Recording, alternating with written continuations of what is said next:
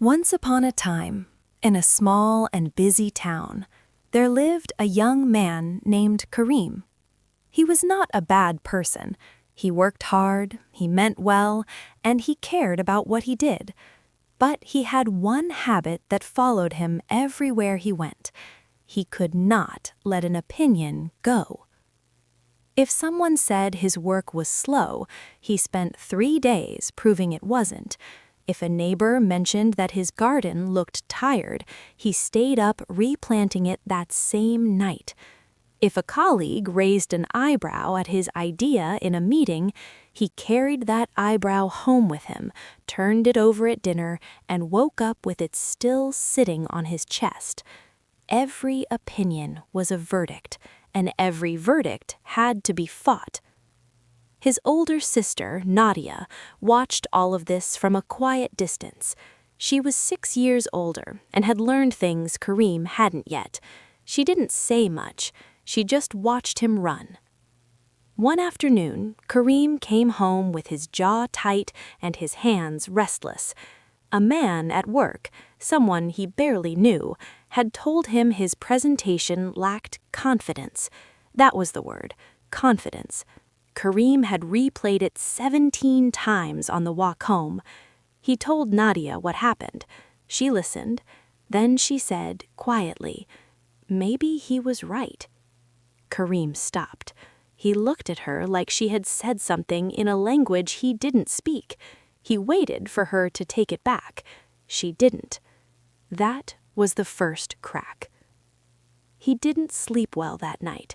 He told himself the man was wrong. He told himself the man didn't know him, didn't understand the context, had no right to an opinion about work he barely saw. He built the argument carefully, brick by brick, the way he always did, and by morning it stood tall and solid. But something underneath it had shifted. Weeks passed. The same thing happened again. Different person, different words, same tight jaw, same walk home, same night of building walls. And this time, after the walls were built and Kareem stood behind them feeling safe, he noticed something he hadn't noticed before. He was tired, not from the work, not from the day, from the building, from the constant, exhausting work of deciding that every voice that reached him was wrong. He sat with that tiredness for a long time. One evening, he went back to Nadia. He didn't say much. He just sat down across from her and was quiet for a while. Then he asked, "How do you know which ones to listen to?" She thought about it. Then she said, "I ask myself one question. Is there anything true in it? Not everything, just anything." That was all she said. Kareem turned it over for days. He went back through the opinions he had fought so hard, the colleague, the neighbor, the man at work, and he asked the question, is there anything true in it? Not everything, just anything. Some of them, he found, had nothing, empty noise from people projecting their own worries onto him. He put those down and felt lighter. But some of them, not many, but some, had a sliver of something real, a small, uncomfortable truth dressed in clumsy words. He had been rejecting the package so fast that he never opened it to see what was inside. He sat with that for a long time, too. He did not become someone who agreed with everything. He did not start nodding at every criticism with a grateful smile. That is not what changed. What changed was quieter than that.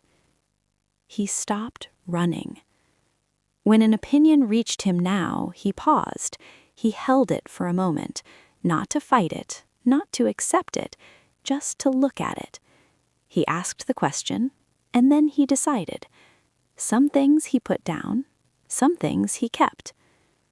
The jaw stopped going tight. The evenings got longer. The walls he used to build every night, he didn't need them anymore. One morning, his colleague stopped him in the hallway, the same one who had said the word confidence. He told Kareem that his last presentation was the best he had seen from him. Kareem thanked him, and meant it. He walked back to his desk and sat down. Outside the window, the town was doing what towns do, moving, talking, forming opinions about everything and everyone. It always would. He opened his work and began. Friends, not every voice that reaches you deserves a room inside your head. Some opinions are noise, some are nothing. But some, the ones dressed in rough words, the ones that sting a little, carry something you need. The skill is not in fighting all of them. The skill is in knowing which ones to open. Kareem learned that the hard way, and when he finally did, he stopped being managed by other people's words. He started being built by the right ones.